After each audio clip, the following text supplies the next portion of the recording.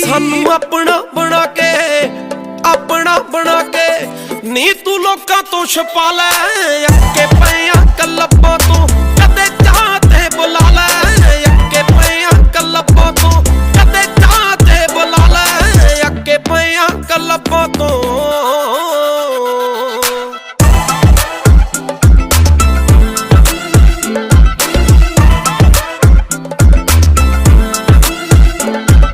सुर में ना खबरी सोहणिए समैला करी गब्बरू दे खाबां विच खोवेगी हर हवा वांगू आऊ बिलो नारा तड़फाऊ जदों खब्बी सीट उत्ते बैठी होवेगी सुर में ना खबरी सोहणिए समैला करी गब्बरू दे खाबां विच खोवेगी।